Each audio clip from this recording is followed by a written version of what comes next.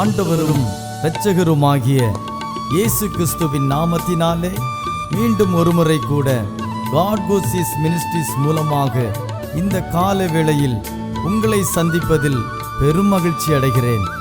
ஆண்டவருடைய பெரிதான கிருபையினாலே 6 மாதங்களை கடந்து 7வது மாதத்தினை காண செய்த தேவனுக்கு கோடான கோடி ஸ்தோத்திரமும் கனமும் மகிமையும் உண்டாவதாக. கடந்த நாட்களிலே தேவனாகிய கர்த்தர் நாம் அனுபவித்த பாடுகளை அறிந்திருக்கிறார். அதை தாங்க பலனையும் தந்திருக்கிறார். அதனால் உண்டான மகிமையையும் மேன்மையையும் வரப்போகிற நாட்களில் நமக்கு நிச்சயமாக உண்டாக போகிறது. நம்முடைய சூழ்நிலைகள், தனிப்பட்ட வாழ்க்கையில் இருக்கிற நெருக்கங்கள் ஒரு விதத்தில் அழுத்தி கொண்டிருக்கலாம். ஆனாலும் தேவனுடைய வார்த்தை சொல்லுகிறபடியே கர்த்தர் ஏற்ற காலத்தை வைத்திருக்கிறார். அந்த ஏற்ற காலத்தை இந்த நாட்களிலே நாம் நிச்சயம் காணப்போகிறோம். என்னோடு சேர்ந்து தேவனை நம்பி அவருடைய நாமத்தினாலே காத்திருங்கள். நிச்சயம் வெற்றி சிறப்போம். கர்த்தருடைய முழுமையான ஆசீர்வாதங்களை பரிபூர்ணமாக பெற்றுக்கொள்ள நீங்கள் ஆயத்தமுள்ளவர்களாக இருப்பீர்கள் என்று விசுவாசிக்கிறேன். கர்த்தர் தாமே இந்த மாதத்திலே நம்மையும் நம் குடும்பத்தினரையும் வெற்றி சிறக்க செய்வாராக. ஆமென்.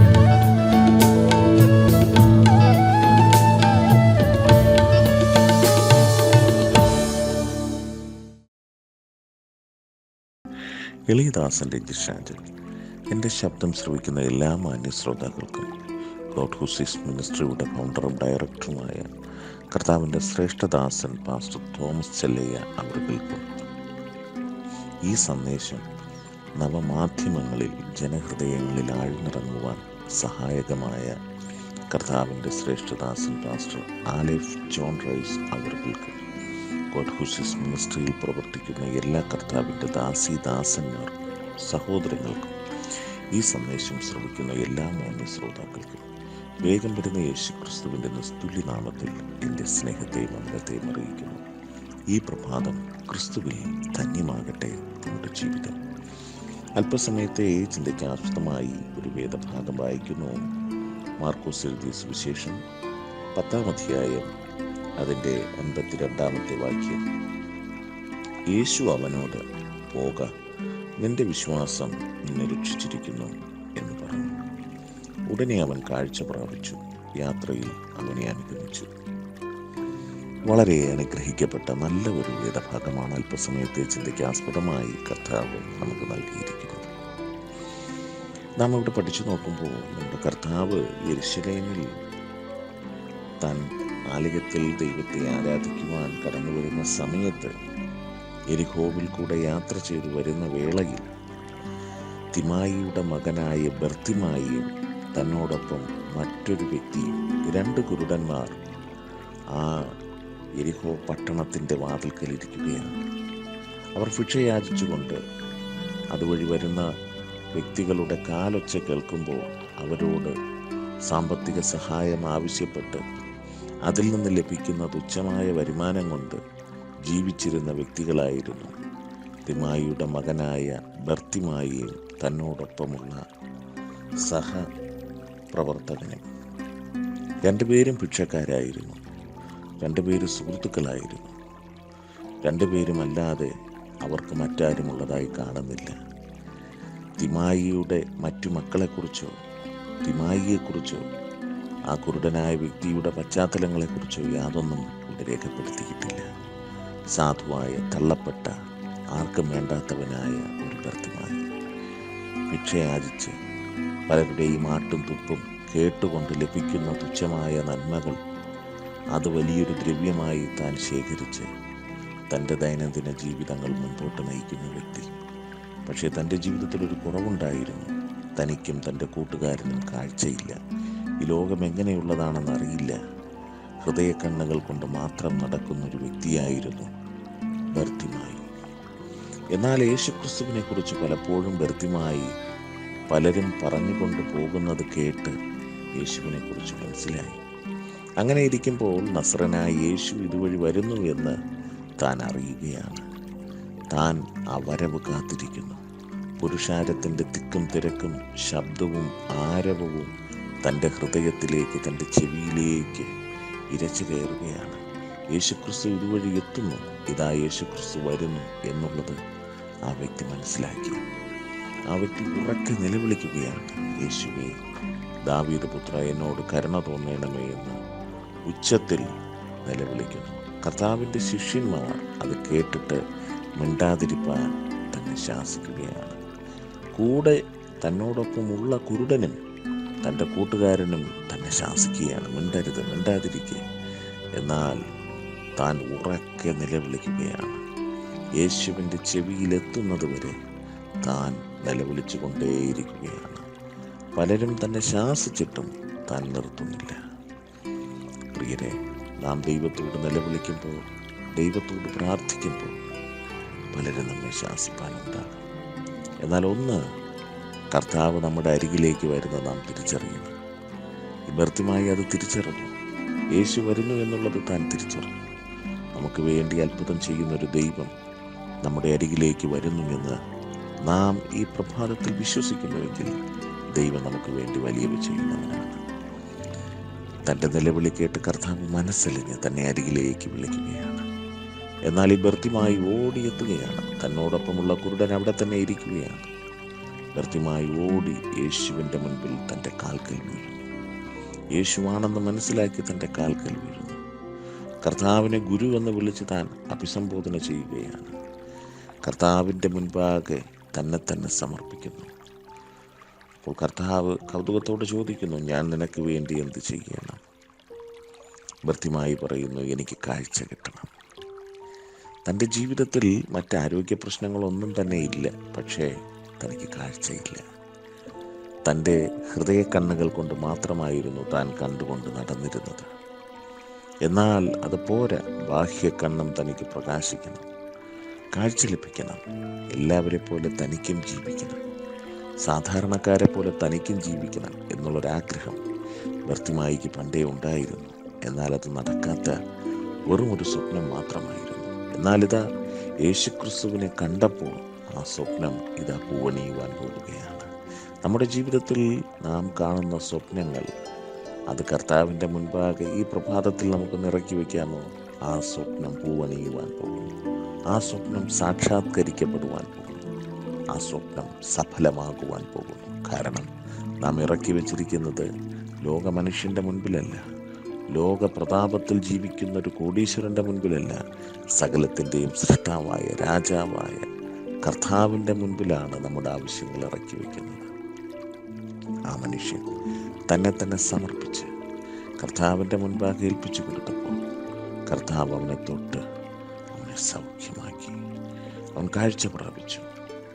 ലോകം അസാധ്യമെന്ന് വിധിയെഴുതുന്ന തിമിരമായിരുന്നാലും, ലോകം അസാധ്യമെന്ന് വിധിയെഴുതുന്ന അന്ധതയായിരുന്നാലും, എൻ്റെ ദൈവത്തിന് സകലതും സാധ്യം. എൻ്റെ ദൈവത്തിന് കഴിയാത്തതൊന്നുമില്ല. എൻ്റെ ദൈവത്തിന് കഴിയാത്തതൊന്നുമില്ല. എൻ്റെ ദൈവത്തിന് അസാധ്യമായി ഒന്നുമില്ല.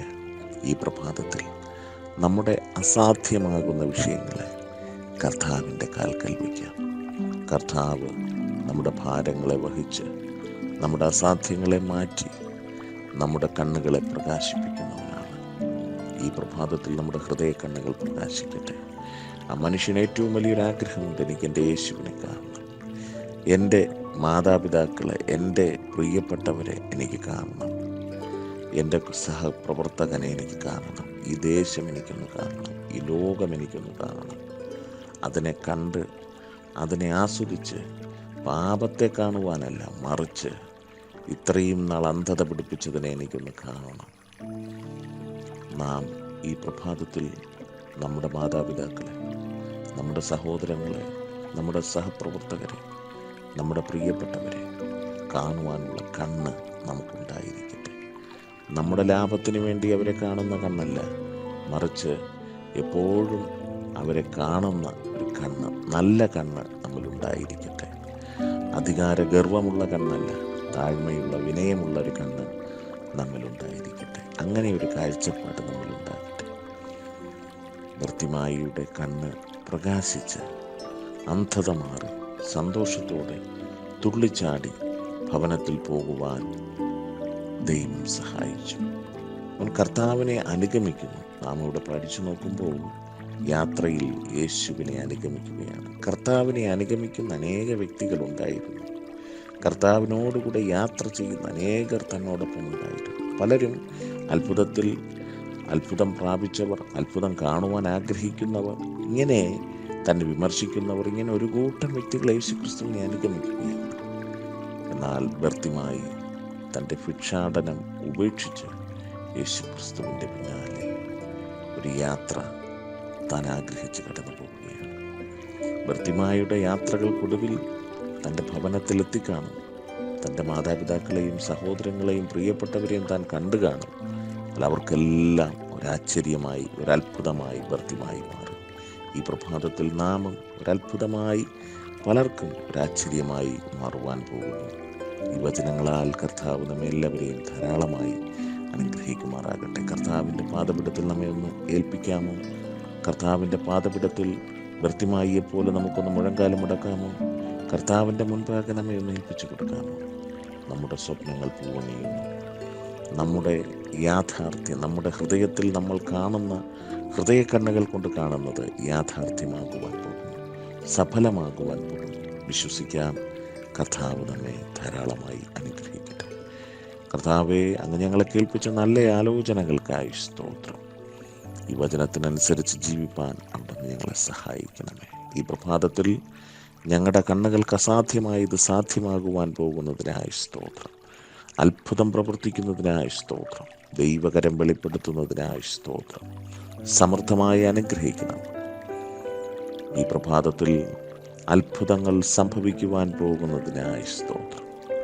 സകലമാനവും മഹത്വത്തിൻ്റെ അപ്പന് പ്രാർത്ഥനകളും യാചനകളും കേട്ടിരിക്കിയാൽ സ്തോത്രം. യേശു ക്രിസ്തുവിൻ നാമത്തിൽ ചോദിക്കുന്നു, കൃപയോട് കേട്ട് ഉത്തരമരുന്നു.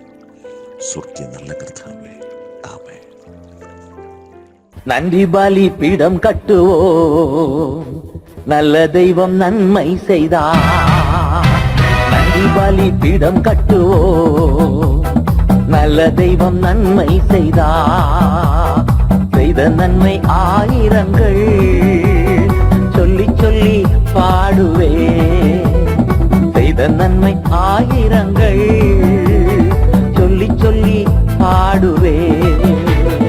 நன்றி தகப்பனே, நன்மை செய்திலே.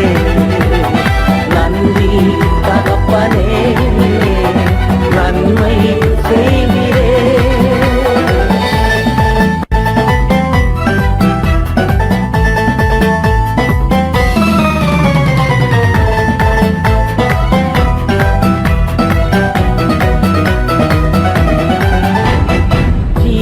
தந்து நீர் அன்பு கூர்ந்தீர், பாவம் நீங்கிட கழுவி விட்டீர்.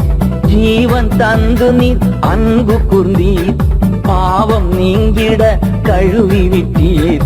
உமக்கென்று வாழ பிரித்தெடுத்து உமது ஊழியம் செய்ய வைத்தீர். உமக்கென்று வாழ பிரித்தெடுத்து உமது ஊழியம் செய்ய வைத்தீர்.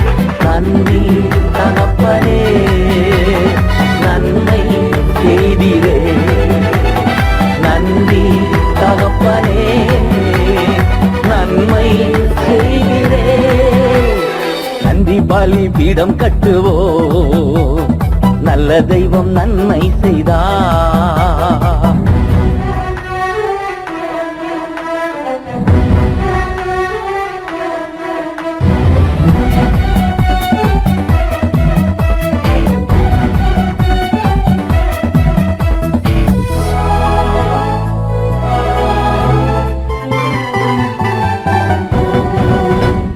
பார்க்கும் கண்களை தந்தீரையா, பாடும் உதடுகள் தந்தீரையா. பார்க்கும் கண்களை தந்தீரையா, பாடும் உதடுகள் தந்தீரையா. உழைக்கும் கரங்களை தந்தீரையா, ஓடும் கால்களை தந்தீரையா. உழைக்கும் கரங்களை தந்தீரையா, ஓடும் கால்களை தந்தீரையா. நன்றி தகப்பனே, நன்மை செய்திரே. நன்றி தகப்பனே, நன்மை செய்திரே. நன்றி பலி பீடம் கட்டுவோம், நல்ல தெய்வம் நன்மை செய்தார். நன்றி பலி பீடம் கட்டுவோம், நல்ல தெய்வம் நன்மை செய்தார். செய்த நன்மை ஆயிரங்கள் சொல்லி சொல்லி பாடுவே. செய்த நன்மை ஆயிரங்கள் சொல்லி சொல்லி பாடுவே.